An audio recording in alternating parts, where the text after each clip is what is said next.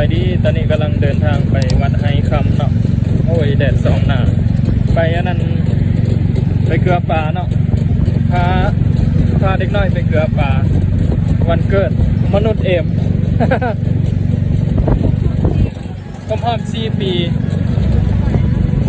เอาน้ำไปถวาย4 แพ็คเนาะแล้วก็วันนี้วันที่4 เดือน 4อีกเพิ่นเกิดพศ2564ไปเฮ็ดบุญครั้งนี้ก็มีพ่อปู่แม่ย่าเพิ่นเนาะไปนำเนาะพ่อปู่ก็ขับรถขี่รถจัมโบ้อะไรมื้อนี้นะ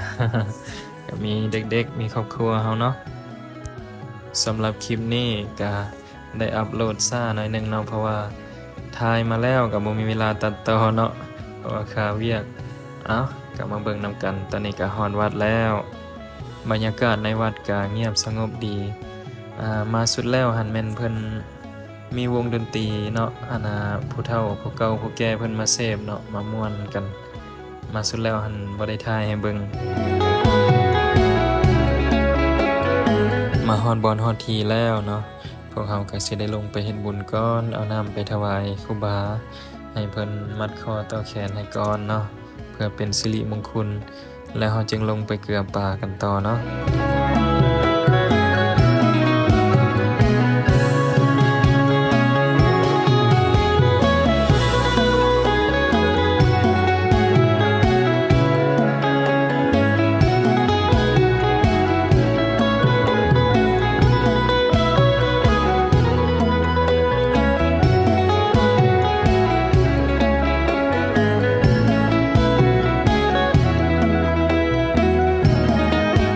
หลังจากเฮ็ดบุญแล้วเฮาก็ไปกันต่อบัดนี้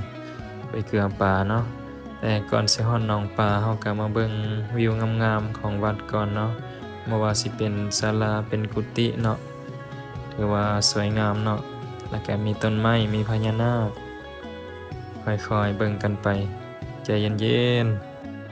ๆสาเหตุก่อนสิถ่ายวิดีโอแล้ว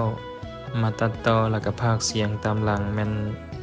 เฮาก็ติดปัญหาอย่างหนึ่งเนาะคือเว้าบ่เก่งเนาะตอนถ่ายคลิปคันเว้าเก่งนี่ก็สิเว้าไปเลยบรรยายไปเลยเนาะแบบบ่ตัดต่อแต่ว่าตอนนี้ก็กำลังฝึกซ้อมอยู่เด้อเนาะ ยังเฮ็ดบ่ได้เนาะก็สิพยายามเนาะเอาบรรยากาศสดๆมาให้เบิ่งแต่ตอนนี้เบิ่งคลิปที่ตัดต่อกันก่อนเนาะเท่าใดก็เป็นเท่าใดนี่70โอเคใช่คู่ใช่คู่